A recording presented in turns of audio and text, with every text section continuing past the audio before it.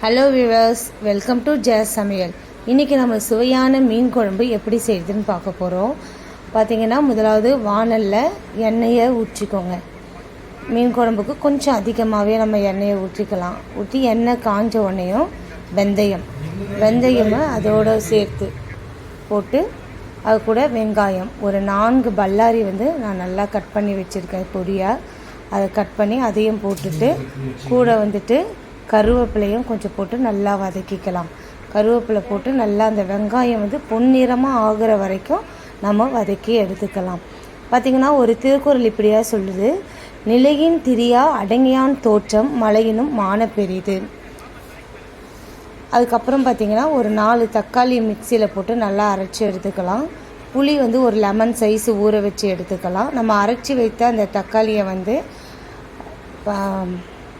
தக்காளியை இந்த வெங்காயம் நல்லா பொன்னிறமாக வதங்கினதுக்கு அப்புறம் அதை அந்த தக்காளியை நம்ம சேர்த்துக்கலாம். அந்த வெங்காயத்தோடு தக்காளி இன்னும் கொஞ்சம் பொன்னிறமாக வெங்காயம் வதங்கினதுக்கப்புறம் இந்த தக்காளியும் சேர்த்து நல்லா ஒரு கலரி விடுங்க.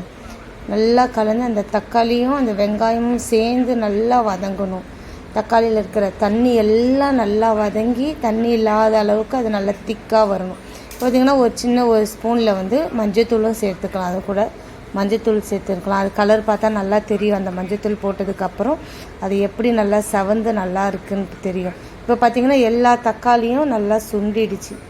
தக்காளி எல்லாம் நல்லா இதுவாகி தக்காளியில் இந்த தண்ணி எல்லாம் சுண்டிட்டு பார்த்திங்கன்னா நல்லா எண்ணெய் மட்டும் நல்லா தெளிவாக தெரியுது. இப்போ நம்ம தேவையான அளவுக்கு நம்ம காரத்துக்கு ஏற்ப மிளகாய்த்தூள் அதோடு சேர்த்துக்கலாம். நம்ம மிளகாய்த்தூள் சேர்த்து அந்த மிளகாய்த்தூளோடு நல்லா வதக்கணும்.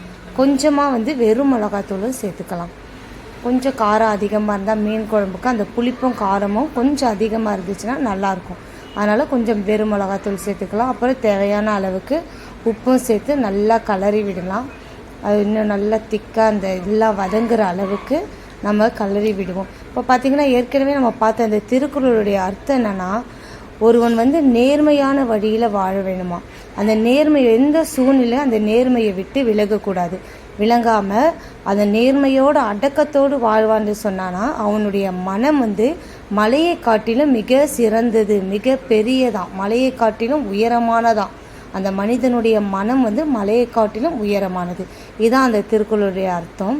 இப்போ பார்த்திங்கன்னா நம்ம ஊற வச்சிருந்த அந்த புளியை நல்லா கரைச்சி இந்த இதோடு சேர்த்துக்கணும். இந்த மசாலா நம்ம வதக்கி வச்சுருக்கோம் பார்த்திங்களா, எல்லா மசாலாவும் அது கூட அந்த புளியையும் நம்ம நல்லா சேர்த்து கொஞ்சம் நல்லா எல்லாமே அந்த சேர்த்து அந்த புளியை அந்த தண்ணி எல்லா மசாலாவோடு கலந்து வர அளவுக்கு அதை நல்லா வதக்கி நல்லா கலரி விடலாம்.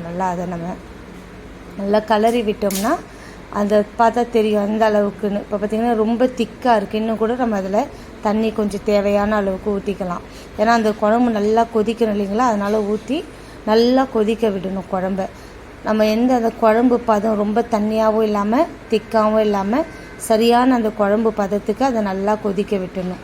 பார்த்திங்கன்னா உங்களுக்கே நல்லா தெரியும். கொதித்ததுக்கப்புறம் மீன் நான் சாலை மீன் தான் எடுத்து வச்சுருக்கேன்.